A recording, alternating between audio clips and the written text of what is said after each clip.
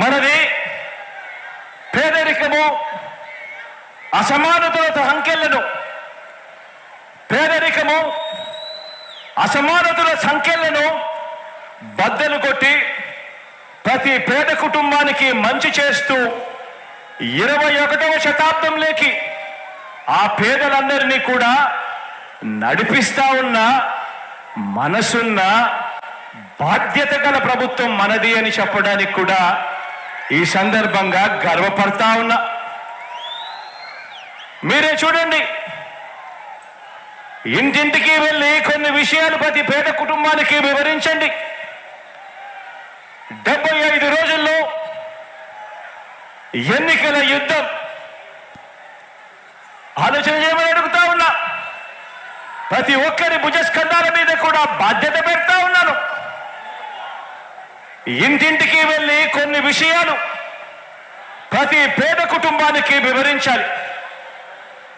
మరో 70 రోజుల్లోనే ఎన్నికలు. ఈ యుద్ధం అబద్ధానికి నిజానికి మధ్య ఈ యుద్ధం జరుగుతూ ఉంది. మోసానికి విశ్వసనీయతకు మధ్య ఈ యుద్ధం జరుగుతూ ఉంది. ఈ ప్రతి విషయము కూడా ప్రతి ఇంట్లో కూడా వెళ్ళి చెప్పాలి. మీరే చూడండి, 650 వాగ్దానాలు చంద్రబాబు నాయుడు గారి 2014 మేనిఫెస్టోలో ఆయన ఇచ్చింది. అందులో 10% కూడా అమలు చేయని ఆ చంద్రబాబు ఒకవైపున ఉన్నాడు అని చెప్పి ఆ ప్రతి ఇంటికి వెళ్ళి చెప్పండి. మరోవైపున మీ జగనన్న ప్రభుత్వం ఇచ్చిన వాగ్దానాలలో 99% అమలు చేసి ప్రతి ఇంట్లోనూ కూడా సంతోషాన్ని చూసి సంబరపడతా ఉన్న ప్రభుత్వం మీ జగనన్న ప్రభుత్వము అని చెప్పి ప్రతి ఇంటికి వెళ్ళి చెప్పండి.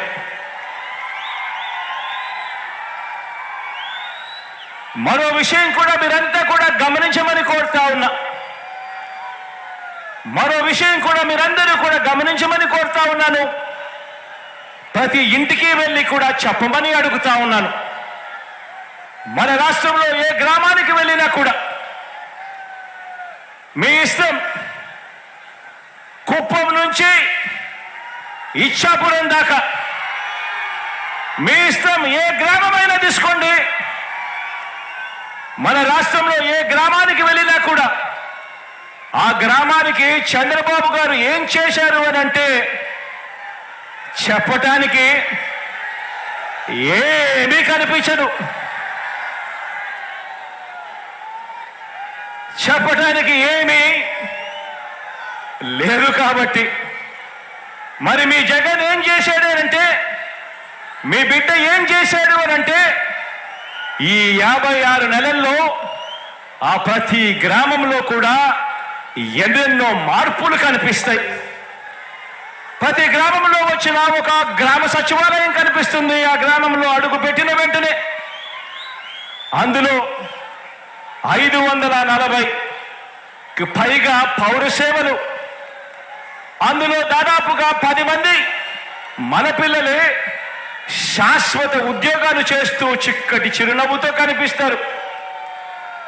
ఈ శాశ్వత వ్యవస్థను మన గ్రామాలకు తీసుకువచ్చింది ఈ 56 నెలల కాలంలోనే మీ బిడ్డ ప్రభుత్వంలోనే అని ప్రతి ఇంటికి వెళ్ళి చెప్పండి. ప్రతి ఇంటికి వెళ్ళి చెప్పండి. ఎక్కడా కూడా కరప్షన్ లేకుండా, ఎక్కడా కూడా లంచాలు లేకుండా, ఎక్కడా కూడా వివక్ష లేకుండా ఇంటింటికి 1వ తారీఖున ఉదయాన్నే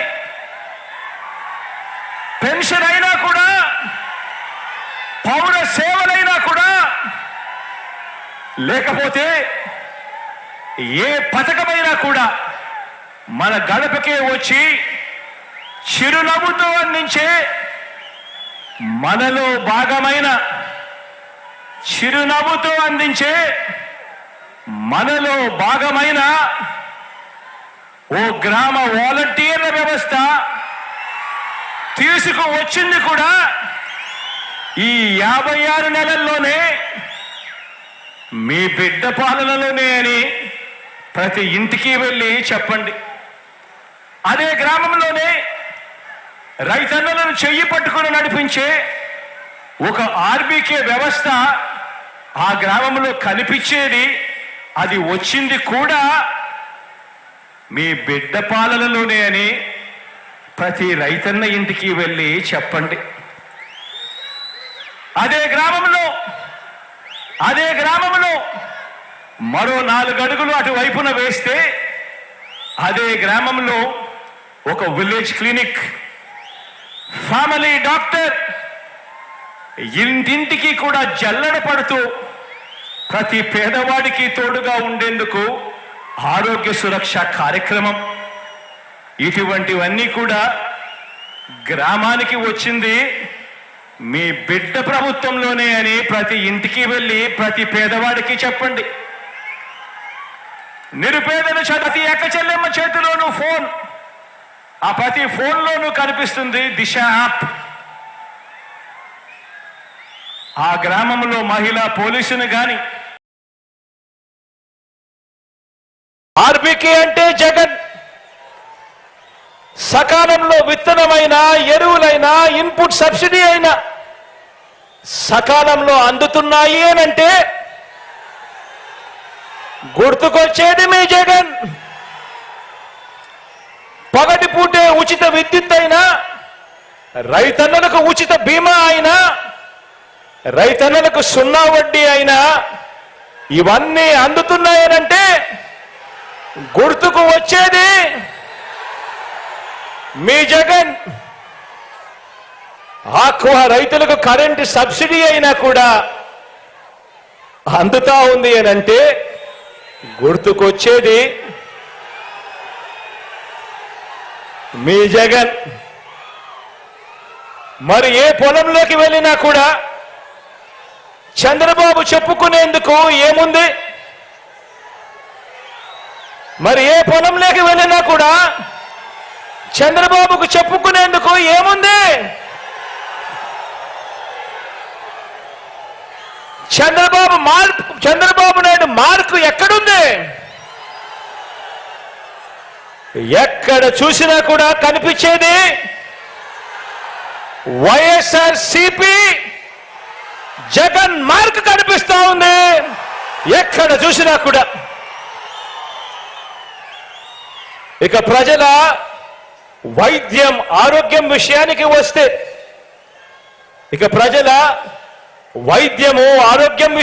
వస్తే, ఒక 108 ఒక 108 చూసినా, ఒక 104 చూసినా ఏకంగా 3257 ప్రొసీజర్లకు ఆరోగ్యశ్రీ విస్తరించిన తీరు చూసిన, ఆరోగ్య ఆసరా చూసిన, గ్రామ స్థాయిలోనే విలేజ్ క్లినిక్, ఫ్యామిలీ డాక్టర్ జల్లెడ పడుతూ నిర్వహిస్తా ఉన్న ఆరోగ్య సురక్ష, 17 కొత్త మెడికల్ కాలేజీలు, ఒక్క వైద్య రంగంలోనే ఏకంగా 53,000